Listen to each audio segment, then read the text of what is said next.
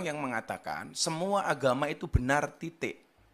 Saya pikir kalimat ini tepat tapi kurang lengkap. Bagi saya yang benar adalah semua agama itu benar bagi penganut. Saya meyakini akidah memang tidak bisa kita campur. Tetapi ketika persoalan kebangsaan, persoalan kenegaraan, kita punya visi yang sama. Dengan berideologikan. Di saat aku menggenggam tasbihku dan kamu menggenggam salibmu. Di saat aku beribadah ke Istiqlal, namun engkau ke katedral. Di saat bioku tertulis Allah Subhanahu wa Ta'ala dan biomu tertulis Yesus Kristus. Di saat aku mengucap Assalamualaikum dan kamu mengucap Salam. Di saat aku mengeja Al-Quran dan kamu mengeja Alkitabmu. Kita berbeda saat memanggil nama Tuhan. Tentang aku yang menengadakan tangan dan kau yang melipatkan tangan saat berdoa. Aku, kamu, kita.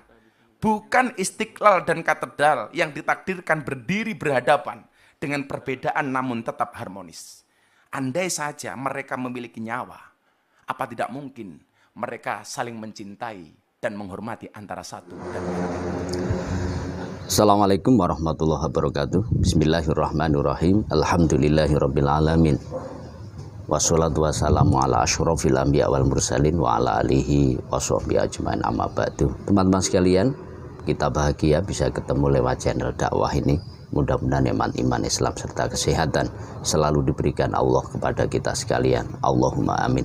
Teman-teman sekalian, masih berkaitan dengan fenomena Gus Miftah yang beberapa waktu yang lalu mendapatkan undangan untuk orasi kebangsaan bersama dengan Sekjen PBNU, kemudian Gubernur DKI, di mana salah satu yang menjadi sorotan tidak hanya kehadiran Gus Miftah di peresmian itu, tapi juga tentang isi pidato, dan yang paling disoroti adalah tentang puisi yang disampaikan yang menjadi ending dari orasi kebangsaannya.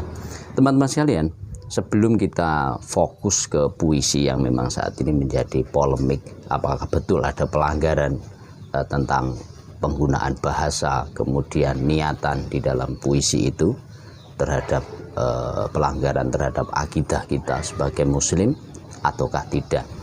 Ini sesungguhnya harus kita pahami secara utuh dulu, karena puisi ini kalau saya amati, saya sudah beberapa kali menyimak videonya lengkap ya. Nah, ini harus utuh karena puisi ini menjadi ending atau bahkan kesimpulan dari orasi Gus Miftah. Nah, di dalam pidato beliau, orasi beliau, ada beberapa yang kita catat. Umpama kita kemudian bisa menyimpulkan siapa Gus Miftah terkait dengan pola pikir dan akidah, pemahaman terhadap akidah Islamiyah. Pertama, beliau dengan tegas tidak setuju apabila ada orang mengatakan, bahkan meyakini bahwa semua agama adalah benar. Beliau tidak setuju dengan bahasa itu, tapi beliau lebih setuju semua agama adalah benar menurut pengikut masing-masing. Ini luar biasa menurut saya. Jadi ini sekaligus menafikan bahwa beliau Gus Miftah adalah seorang yang liberal, yang menganggap bahwa semua agama itu benar. Ini bisa dinafikan dengan poin ini. Kemudian Gus Miftah juga yang saya catat dan penting ini, beliau juga tidak setuju menyampur adukan akidah. Ini ada di ending sebelum beliau menyampaikan puisi. Saya tidak dalam posisi membela Gus Miftah karena saya tidak kenal, juga tidak diminta, belum pernah ketemu secara langsung, juga tidak punya nomor HP maupun nomor WA-nya kita nggak punya. Jadi kita murni ingin menilai apakah isi dari puisi ini melanggar dari sisi penempatan bahasanya, dan kenapa kita tidak klarifikasi kepada Gus Miftah. Tentu penilaian bahasa itu adalah bagian daripada komunikasi, maka yang menilai harus orang lain. Klarifikasi terhadap yang mengucapkan ini hanya sekedar sebagai pembanding, sebab kita ingat Gubernur Basuki Cahayapurnama itu di penjara gara-gara juga menyampaikan sesuatu, dan itu yang menilai harus orang lain. Sekalipun Pak Basuki ini menyampaikan maksudnya begini, tidak bisa. Karena sekali lagi bahasa, maka yang ditangkap adalah, yang menangkap adalah orang lain, yang ditangkap adalah dari bahasa. Teman-teman sekalian, tadi kita sudah mencoba untuk menyampaikan beberapa cuplikan terkait pidato Gus Miftah biar ini menjadi referensi begitu. Jadi kita adalah menyampaikan ada referensinya dan kita tanggapi. Nah, coba kita runtut video ini khususnya di puisinya ini dari satu kata per kata. Jadi misal bahasa, saat aku menggenggam tasbihku dan kamu menggenggam salibmu. Bahasa ini penting. Ada bahasa aku ini. Jadi di sini jelas Gus Miftah ingin memang dalam mukodimahnya itu menyampaikan bahwa Kristen dan Islam itu betul-betul berbeda dari sisi akidah kemudian amaliyah. Jadi bahkan pernik-perniknya begitu. Ada salib Kristen, ada tasbih di Islam. Jelas berbeda. Jadi secara esensi maupun secara lahiriah ini berbeda. Di saat aku beribadah di Istiqlal, namun engkau ke katedral. Ini lagi-lagi. Jadi memang beda tempat ibadahnya. Jadi Gus Miftah sama sekali tidak ada menyamakan antara Islam dengan Kristen. Memang dibedakan. Di saat bioku tertulis Allah Subhanahu wa taala dan biomu tertulis Yesus Kristus.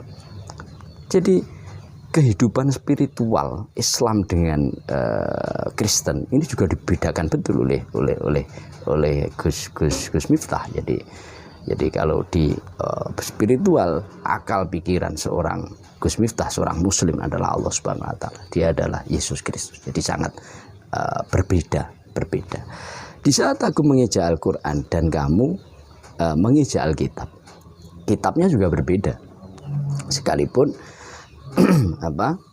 Alkitab yang kita termasuk kita yakini adalah kitab samawi adalah Injil, akan tapi Gus Miftah tahu bahwa di sini beliau tidak menyampaikan bahwa kitab Alkitab yang ada sekarang dengan berbagai versi kitab Injil ini banyak yang dipalsukan dan semuanya kitab Injil sudah tidak ada di lembaran terakhir yang di sana sesungguhnya umat manusia terakhir itu harus mengikuti Nabi besar Muhammad SAW. Beliau tahu, tapi dengan tanpa mengusik itu bahasanya dan kamu mengeja Alkitab. Kita berbeda di saat memanggil nama tentang aku yang menengadahkan tangan dan kau yang melipatkan tangan saat berdoa. Nah, bahasa ini juga Gus Miftah lagi-lagi tidak menyamakan antara Islam dengan Kristen. Jadi ada perbedaan termasuk cara berdoa. Kalau Islam menengadahkan tangan, kalau orang Kristiani ini melipatkan tangan. Aku, kamu, kita, bukan Istiqlal dan katedral yang ditakdirkan berdiri berhadapan. Ini juga luar biasa. Jadi aku, kamu, kita. Nah, baru ini Gus Miftah ingin kemudian dari perbedaan-perbedaan itu dia ingin mencari persamaannya. Aku adalah aku, kamu adalah kamu. Tapi sesungguhnya ada kita. Kita di sini adalah sama-sama manusia ciptaan Allah, sama-sama warga negara NKRI. Ya, jadi menarik. Bukan Istiqlal dan katedral, bukan orang yang tidak punya akal, tidak punya hati. Seperti bangunan megah Istiqlal dan katedral yang ditakdirkan. Ini kembali Gus Miftah ingin mengungkapkan nilai-nilai akidah bahwa segala hal adalah itu takdir Allah Subhanahu wa taala, termasuk berdirinya Istiqlal dengan katedral itu berhadapan-hadapan, dan ini tidak pernah jalan bersama, tidak pernah duduk bersama, berhadapan-hadapan. Tapi pemeluknya kita adalah orang yang punya hati dan punya pikiran dengan perbedaan tapi tetap harmonis. Kata-kata seperti ini bukan kembali ke katedral dan Istiqlal, tapi dengan perbedaan tapi tetap harmonis adalah kita. Jadi kita berbeda agama tapi kita tetap saling menghormati dan harmonis. Andai saja mereka memiliki nyawa, apa tidak mungkin mereka saling mencintai dan menghormati antara satu dengan yang lainnya? Nah, dari kata-kata ini Gus Miftah juga ingin menyampaikan satu harapan gitu. Namanya istifham ingkari gitu. Jadi katedra dan Istiqlal ini sekalipun tidak bergeming gitu ya, seakan-akan selalu bermusuhan gitu. Tapi seandainya dua ini mempunyai nyawa, apa tidak mungkin mereka bisa saling mengasihi, saling menghormati?